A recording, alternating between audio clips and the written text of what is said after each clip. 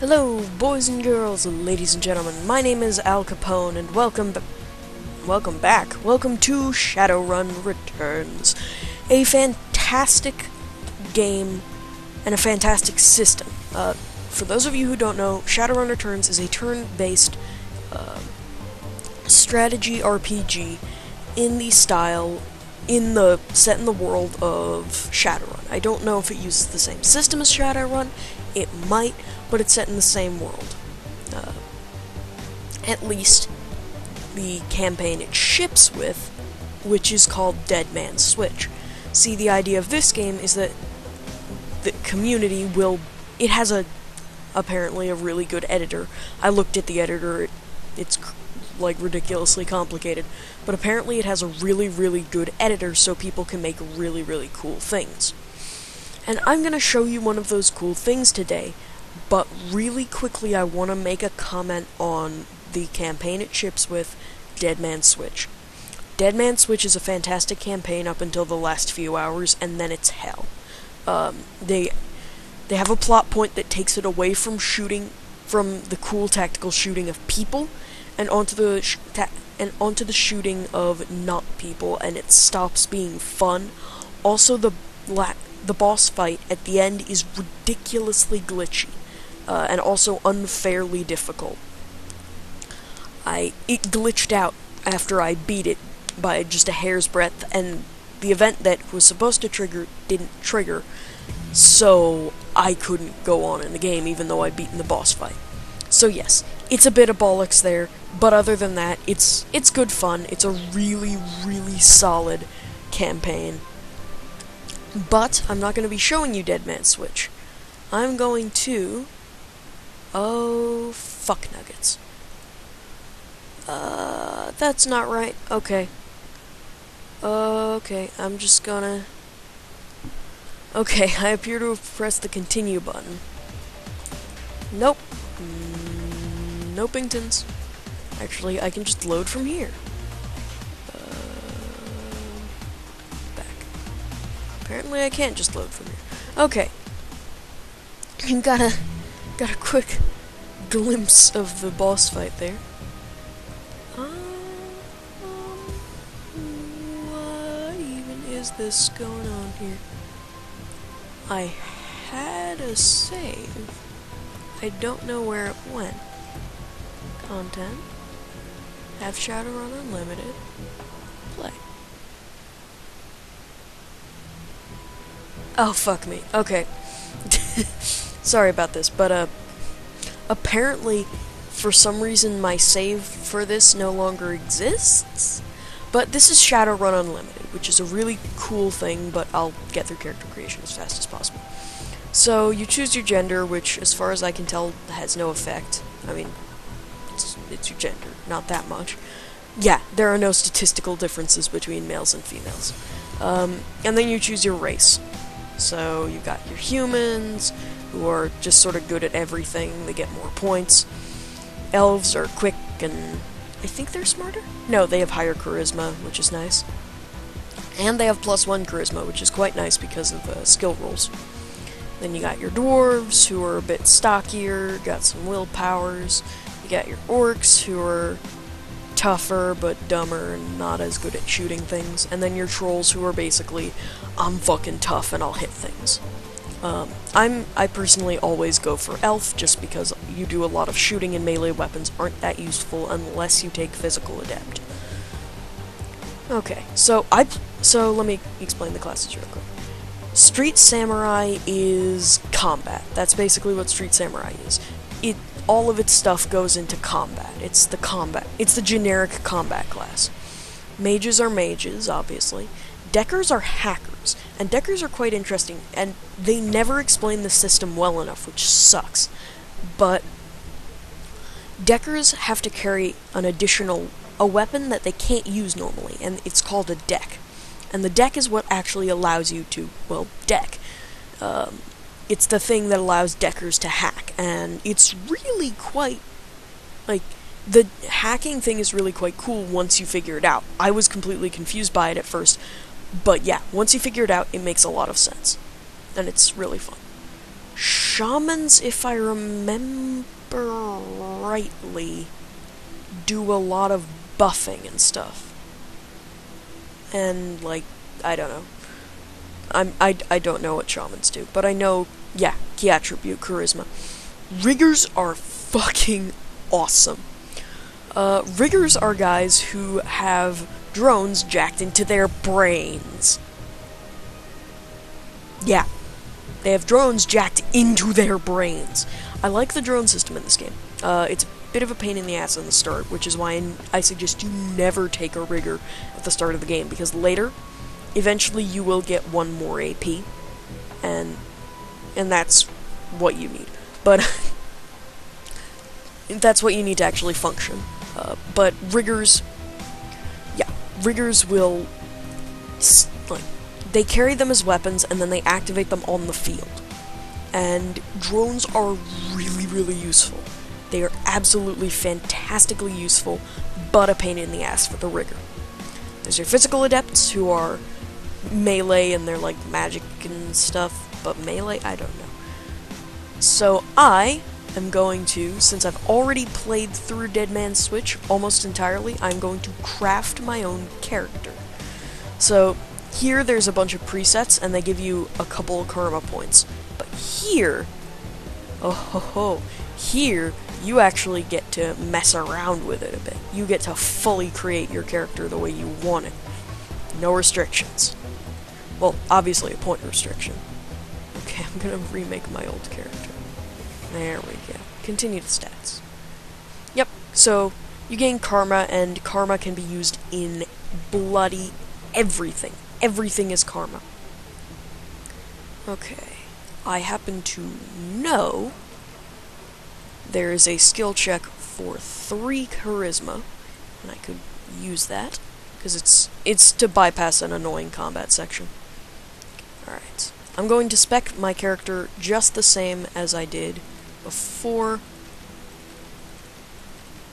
which is Pistol Specialist, because previously, my previous character, known as Mainframe, took rifles as his weapon of choice, and rifles are really, really nice. Rifles are they're quite convenient. That's the thing. They're very convenient because they're easy to use. Like, you get a rifle, you can be damn sure it's gonna kill somebody pretty easily. But things like SMGs are a bit, like, they have different stuff, they're kinda different-ish. Like, SMGs are a lot about just firing. Shotguns are obviously your close range stuff, maybe sapping some AP. But rifles are just the convenient one, especially once you get full auto, because that just drops people. But, like, rifles are the convenient one, because with basically no training with a rifle, you can do some damage. You can do some pretty serious damage. But like, pistols, once you get level 4 pistol, which is what I went for, you get reloading costs 0 AP, which is absurd, because in this specific module, there's a pistol that can one-shot people, that adds 1 AP to the reload, so it takes 2 AP, so your entire turn at the start. And this makes it take 0 AP, which is ridiculous. In fact, generally, it's ridiculous. Like, not having to spend AP to reload is insane. But you have to balance it out by, I'm using pistols. You're not using ginormous weapons of death and destruction. You're not using, like, explosives or any crazy shit like that. You are using a pistol. That is all. You are just using a pistol. That's all you're using. You're using a pistol. It's what you're specialized in. That's your lot. Also, I've said, you're using a pistol. So it's way too many times. Yeah. So, I've spent the karma that I want to spend, and you can spend karma at any time that you aren't in-game. This is another cool system. You get to select an etiquette, and this will let you do special things in the world. So, sometimes maybe you'll see an academic etiquette, where it's like you have to have the academic etiquette, and then you can say this, which will lead you down generally a better path. With mainframe, I chose Shadowrunner. If you're playing Dead Man's Switch, I want to say this real quick, do not pick Shadowrunner. There's no opportunities to actually use the bloody thing. Socialite, I've not seen used ever. Gang and security are generally safe bets. Academic is good for later games. Street isn't that good. Corporate's pretty good late game, I guess. But I'm going to take security because I'm definitely going to have some run-ins with Lone Star, which is the police force, and call him Cap, like I used to, like I did before. I'm going to be skipping all of the story because I want to get to the game. Because I want to get to the game rather than just sitting here for half an hour, just reading through the story. Alright, let's hope the game lets... Oh, god damn it. It has this stupid... Right, it has this stupid scripted sequence, which is a pain in the ass. La la la la la la la la la.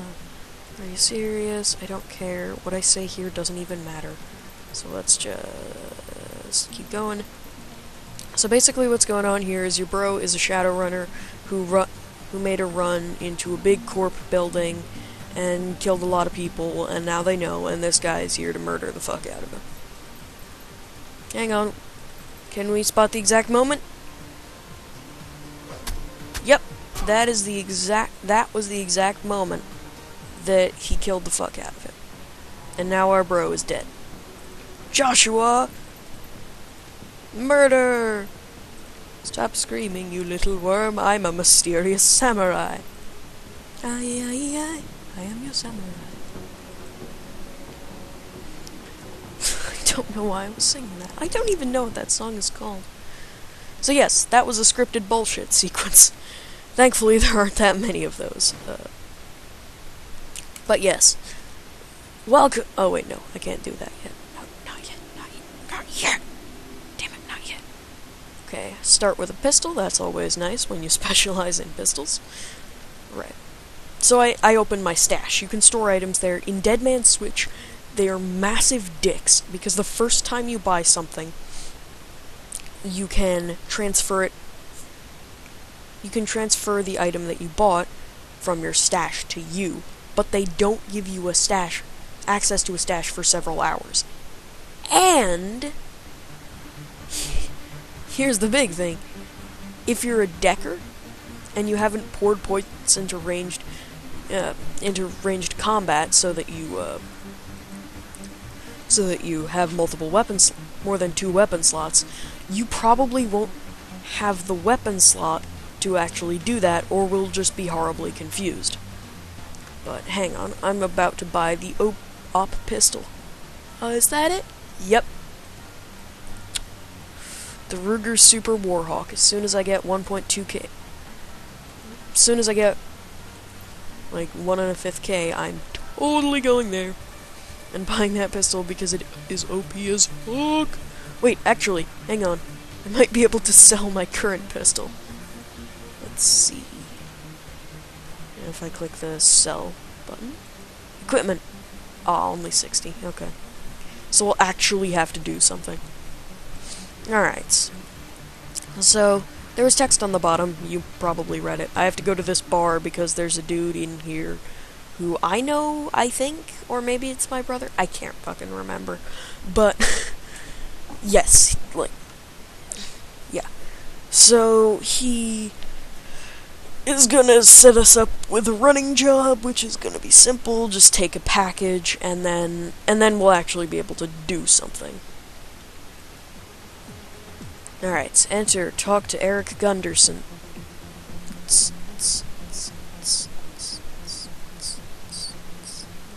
Renarku bastards. Dock wagon, get a safe house, makes sense. How about Cap? Okay, Eric. Oh, that's right. Wow, sounds dangerous. I heard you. I got a package to pick up. Will do. Nope. I'm not even gonna oh, wait, no. I want to talk to this guy. because you can find people who you can talk to and like call for help out in the world. You have to talk to them first, so I wanted to talk to Ricky so I can just like call him if I need help. Speaking of calling, that will lead quite nicely. I'm good at segues, I promise. But yeah, don't forget you can click on your character outside of combat to activate your comm link. This is an interesting system. So, rather than having to go to everybody, if you have them on your... if you've talked to them, so I can call Ricky the Raccoon Shaman. See? Or I can call Eric. So rather than having to go back every single time to the Wyvern's Tooth, I can just call up Eric and like finish the job I got, and then oh dear, drop my keyboard, and then ask for a new mission, which is absolutely fantastic. It's a great system, and the game also has semi-randomized runs that haven't gotten stale for me yet. If you've played Dead Man's Switch, you probably recognize this. Yeah, there's a couple of buildings that are reused Dead Man's Switch buildings, which are kind of annoying. It's just distracting. Like it's just kind of a distracting thing, because it's like, well, I saw that before, but it's not actually that now. And that's kind of annoying, but whatever.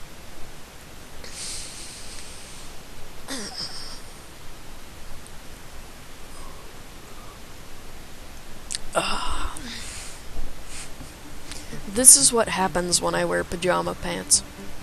Actually, I'm wearing a full pajama ensemble today. This is fantastic. These are the best clothings. There are none greater. None. Yes, I do want to say, this game is a huge dick. Or Shadowrun Infinite. Or, yeah, I think that's what it is.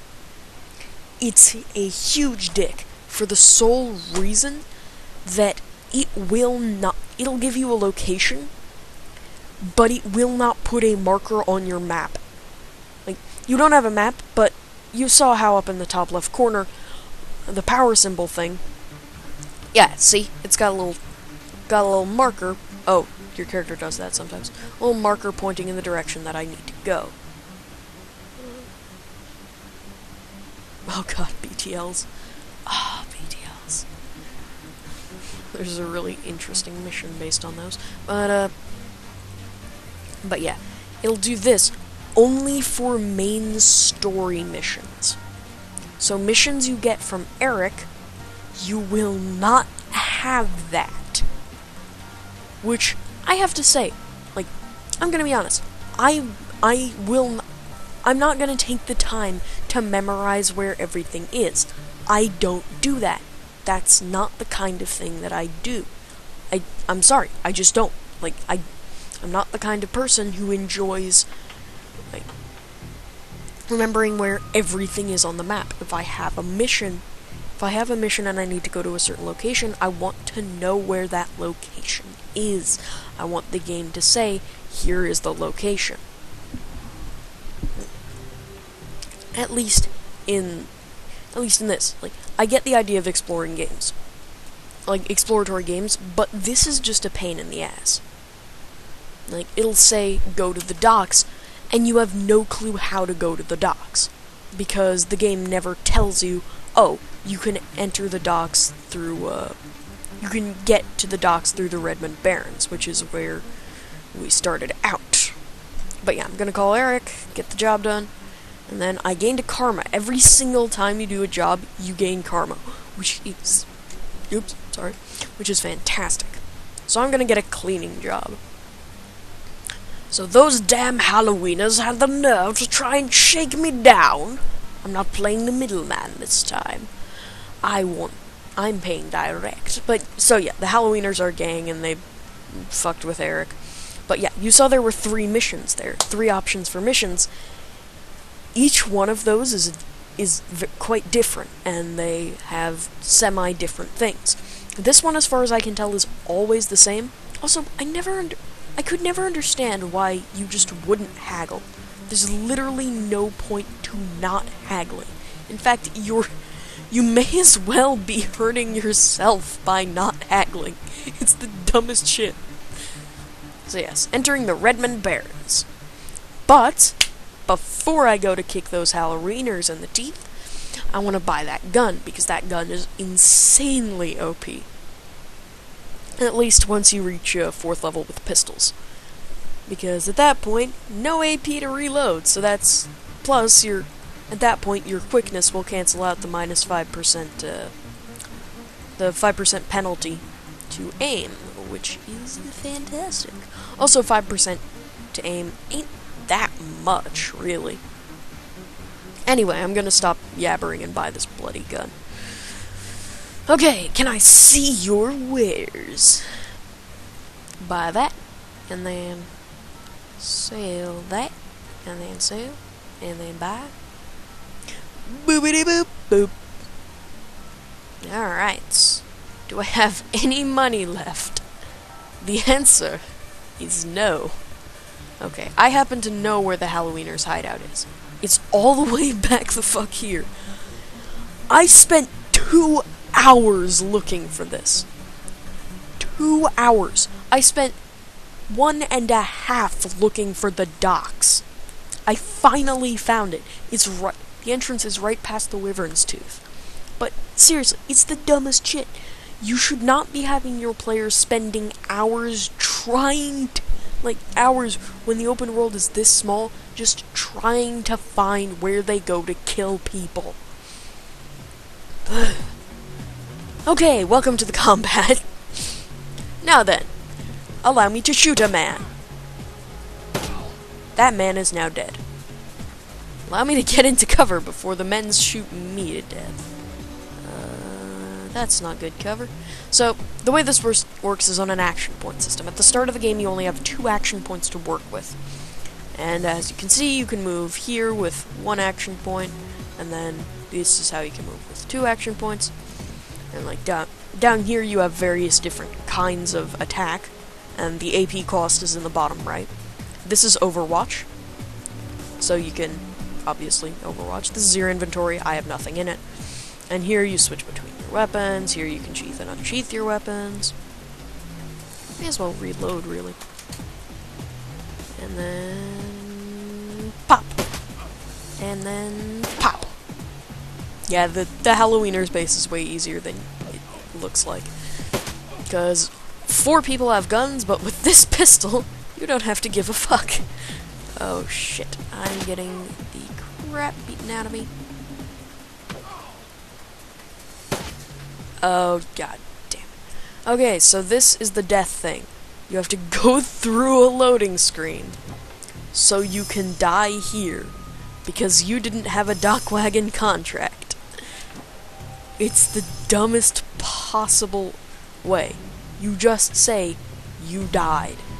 That's what you do. Oh, and then it gives you the credits for some weird reason. I don't understand. It's weird. Okay.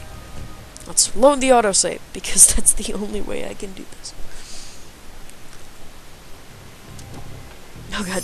Right, it does this stupid shit. So this is an issue where it autosaves since you went through a loading screen, and does that annoying crap.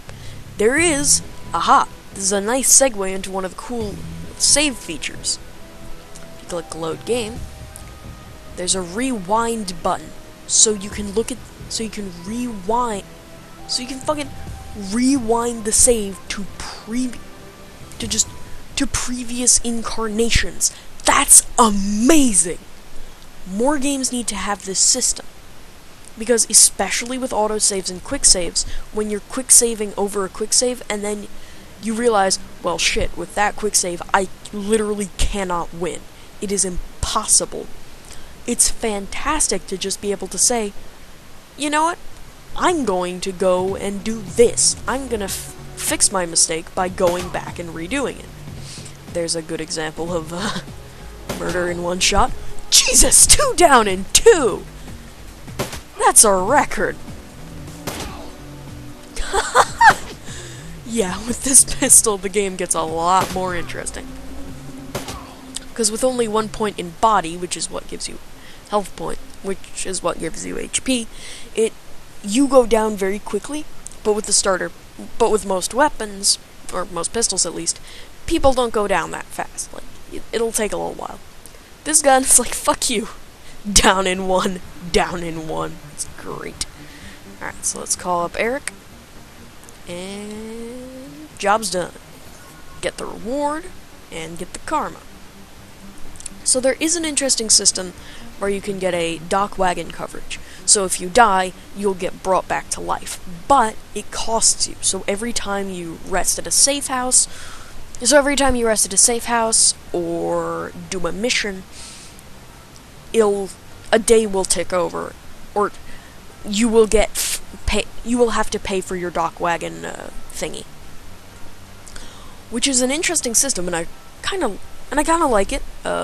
And it's really nice because, and what's nice is early game you don't really need it because you're doing a lot of wet work stuff and stuff that isn't very hard.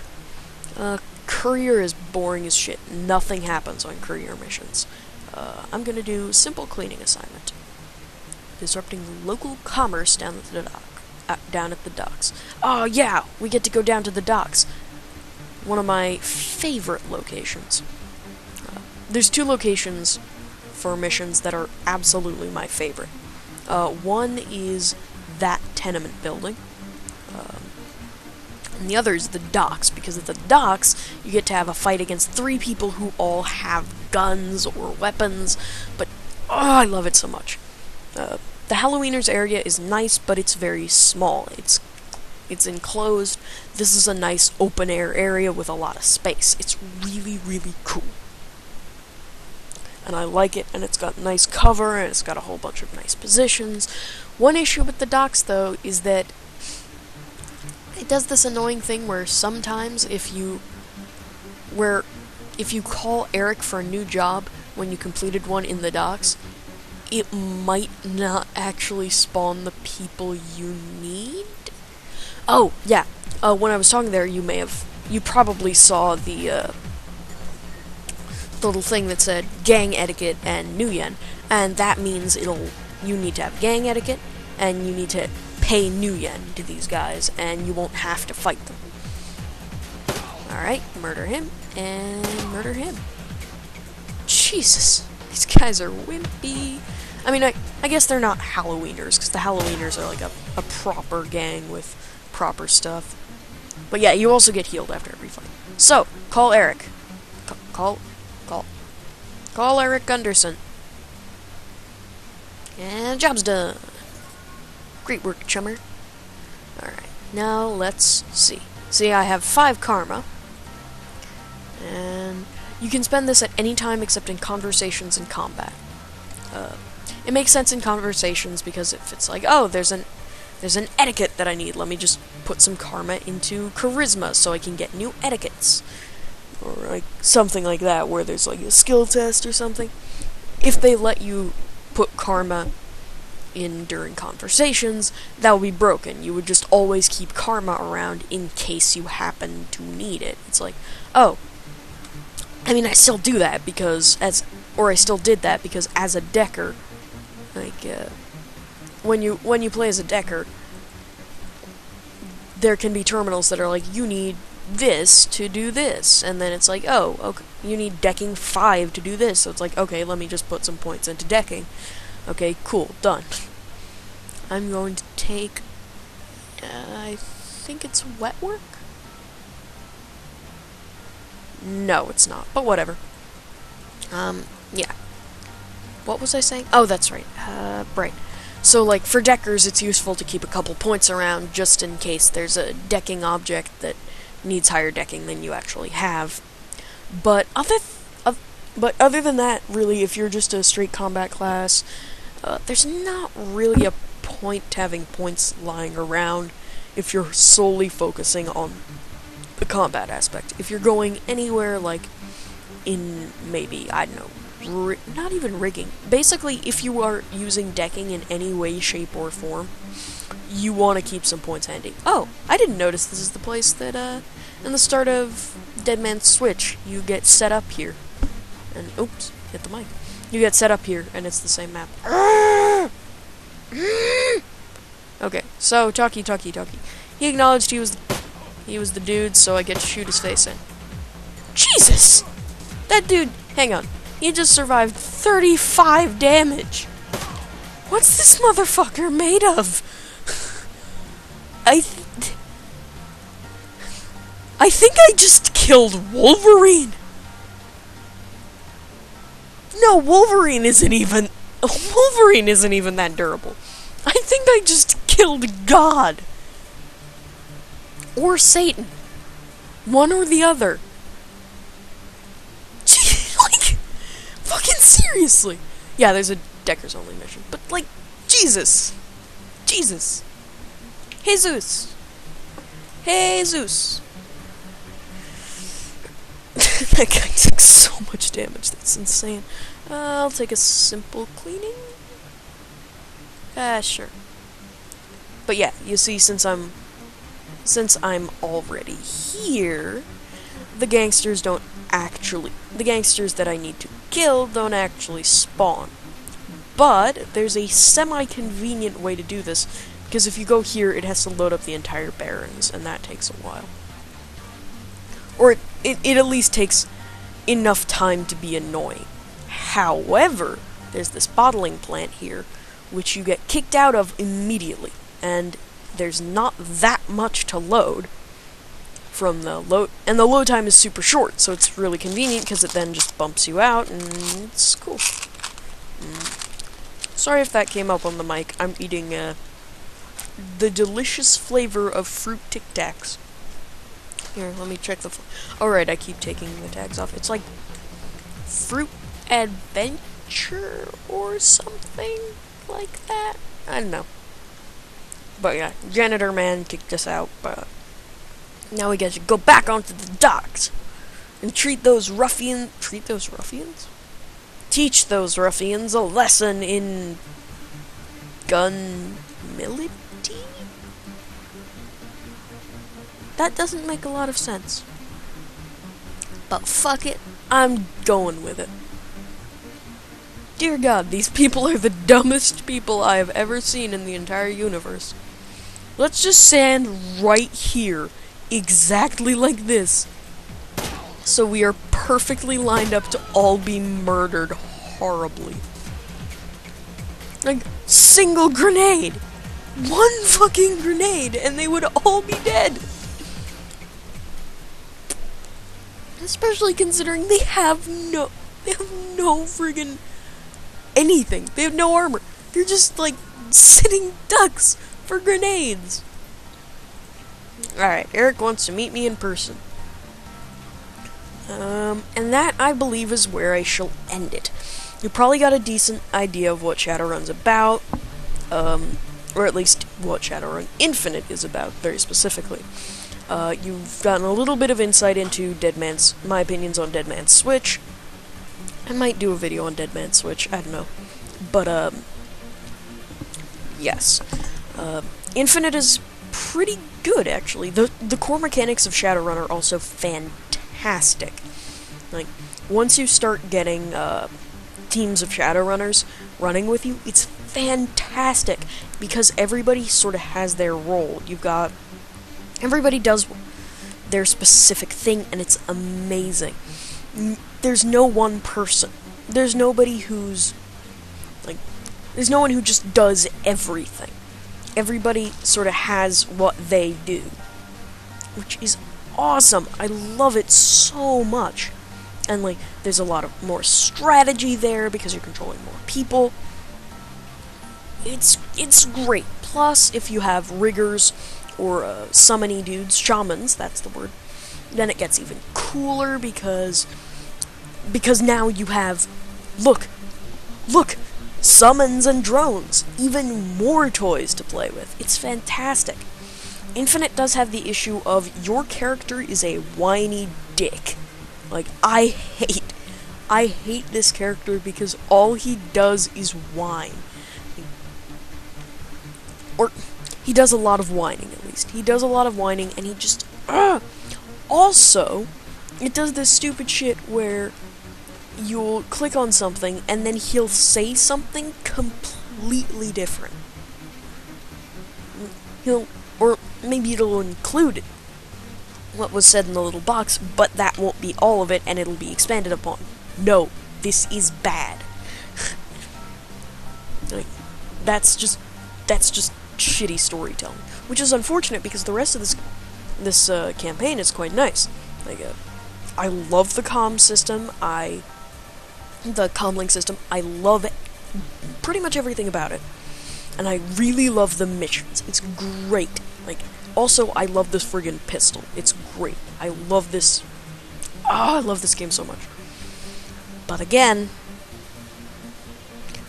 both Dead Man's Switch and Infinite have a lot of issues. Infinite is available on the Steam Workshop. I do not know if it's available through any other means, but I know it's available through the Steam Workshop. I would suggest, unless this has really tickled your fancy, and you really, really want to play this game, like really badly, wait for it to go on sale.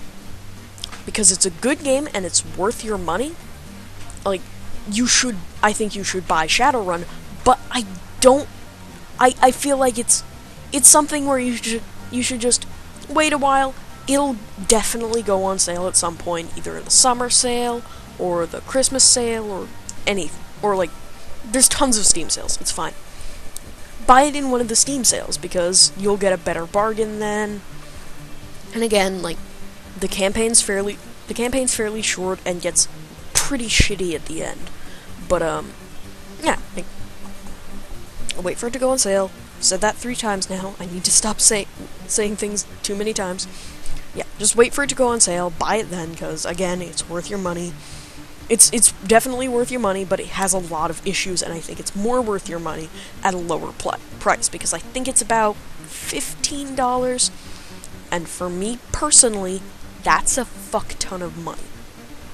Like, $20 and $15 are insane.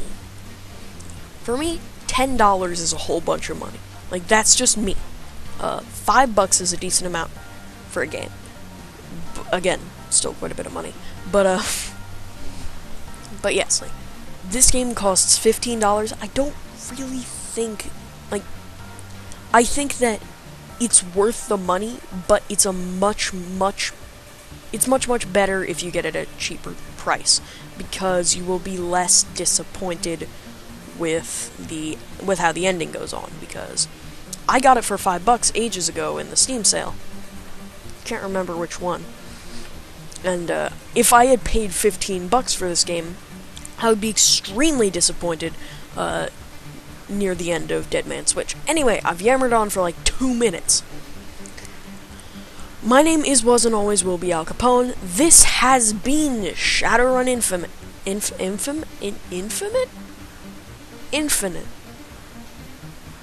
I'm gonna go before I say more stupid shit. I'll see you next time.